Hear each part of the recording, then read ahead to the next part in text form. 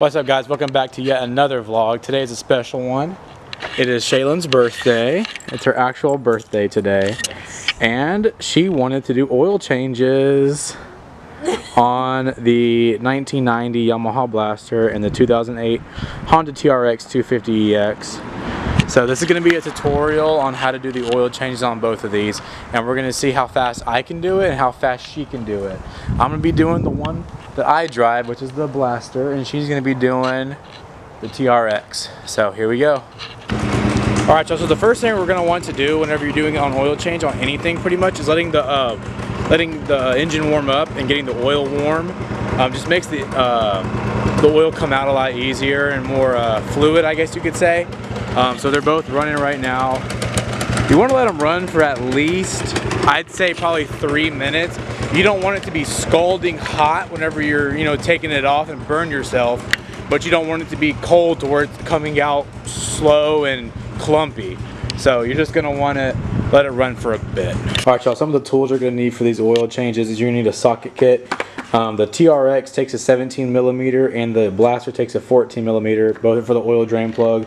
I recommend using some gloves because it does get dirty, so that's why I also have paper towels as well for any kind of cleanup. The oil that the Honda takes is going to be, oh, focus please, is going to be 10W40 of any kind of synthetic motor oil. It takes 1.6 quarts, so a little bit over 1.5, so you're going to need 2 quarts. And then the Blaster, because it's a 2-stroke, it only takes gear oil. So this is only transmission oil, and it's only going to take 650 cc's of it, so that's not a lot. And of course, you're also going to need something to drain the oil into, and it's this one you can actually open it back up and pour the oil out. So we're going to be after we empty out these bottles, we're going to be putting the old oil back in them. There's a hole. It's I'm trying to focus. It's way underneath there where her finger is. So you're going to insert the 17mm, and you can go and start untightening. Takes a little bit of effort, but with a little bit of persuasion, it'll come loose. There you go. Alright, now I'll just start ratcheting it off. Once you get it kind of broken, it should take it off with your fingers. If not, you can just use the tool. But it looks like you can get it with her fingers. Alright, and once it's almost out, you're going to want to scooch the drain pan underneath it. There you go. Now the oil's draining, so you can get out now. I don't want it to hit you. So that's gonna drain. So once the oil is draining, it's always a good idea to remove your oil fill cap, which is on the gear shifter side. You're just gonna unscrew it, and it's like a dipstick as well. Just gonna tap that off. You're just gonna leave it somewhere where you're not gonna like lose it or anything. I just put it in the on the pegs. Kind of lets the airflow through there and kind of just drain a little bit better. But we're gonna wait for it to drain, and then we're gonna put the drain plug back in, and then put some oil in it. Alright, y'all, so there is a little tray kind of down there. It's part of the frame, and it catches a lot of the oil, and it's gonna seem like your engine's still dripping oil, but it's actually not. It's just that tray that catches all that oil. Just do your best to wipe up as much as you possibly can. You're not gonna be able to get it all, I know, but just try your best and get it up, and then you're gonna go ahead and put the drain plug back in. Alright, y'all, so once all the oil has drained out, you're ready to go ahead and put the drain plug back in. You're gonna, just use your hands first. Just try to get it started, and then after you get it threaded in just a little bit, you can go ahead and put the tool back on and tighten it up.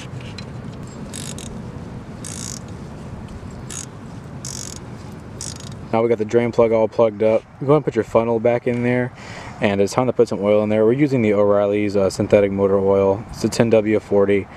Go ahead and it takes 1.6 quarts of this, so you're going to use the one entire quart, and then you're a little bit more than half of the other one. The oil is been put into the engine. It's time to take the funnel out and go ahead and put the dipstick back in there and screw it back on. We're going to let the bike warm up after it's done. Let it warm up a little bit, and then maybe drive it around, and then you're going to stop the bike, cut it off, and you're going to check the dipstick.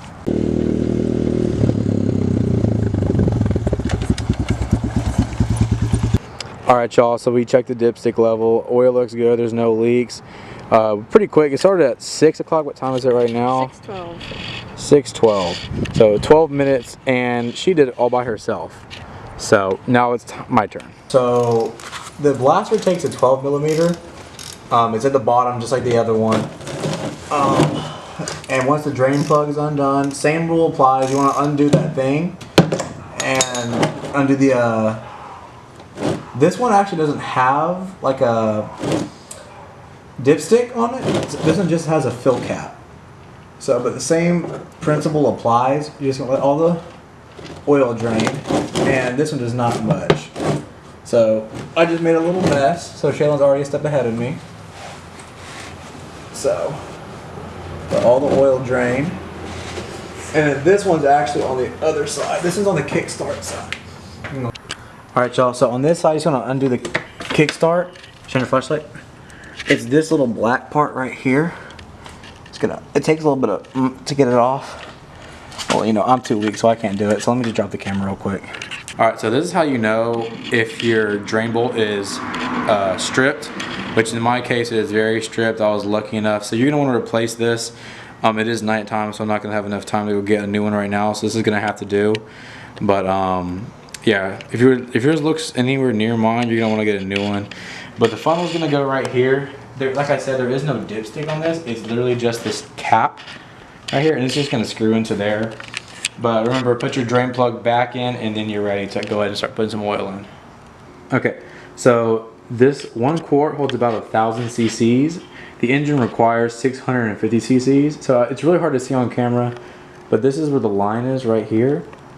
It's really hard to see, I know, but it's gonna have to go all the way to 350 right there. So right at about the 12 mark right here is where you want to see that dark line. So you're gonna use about that much oil in the transmission. All right, and whenever you're pouring the oil in on this one, it's very important that you keep stopping and then checking. So that right there was only like 100 cc's. So you're gonna want it almost takes almost the entire quart, but you're gonna want to just keep filling it up and then checking. So we're at 500. Stop and check. All right, just a little bit more. Okay, we'll give it a little bit more just for shits and giggles. And then I don't know if y'all can see that or not. It's right at about. We'll hold it level. It's right at about 400. So just give it a little bit more, and then I'll hit that. It's right at the 350. So this is perfect. All right, y'all. So once y'all put the oil in, take the funnel out, and put the drain plug back in, and the oil fill cap, you're ready to go. Just put your kickstand folded back in. And that's pretty much it. Same rule applies. You're gonna want to let the bike run and warm up for a bit, and then make sure there's no leaks or anything like that. And then if it doesn't leak, and there's really no way to check the oil, which I really don't like about these blasters. That's why I always tend to put just like a little bit more than what's necessary, just in case there is, like, you know, you burn a little bit of oil or something. You have that little area of cushion. It's always smart to do that. This is the next day. I did want to let y'all know that for some reason one of the wheel calipers is red, whereas all the others are just the stock color. If y'all can see that. This one's actually black, and this one is, yeah, so they're all different colors. The theme I'm going with here is a red, white, and blue. It's got the red seat, the white shock covers, the blue fairings and everything. So we're gonna be putting some of this Rust-Oleum Caliper paint. It matches the other red one that's over there.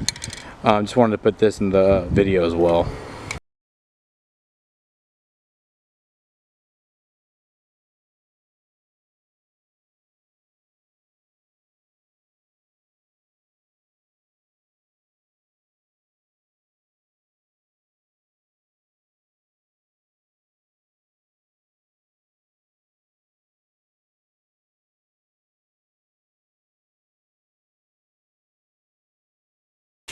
Alright, y'all, that's going to conclude this video today. Hope y'all found this informative. Go ahead and drop a happy birthday in the comments to her. We'd really appreciate that. But thank y'all so much for watching, and catch y'all next time.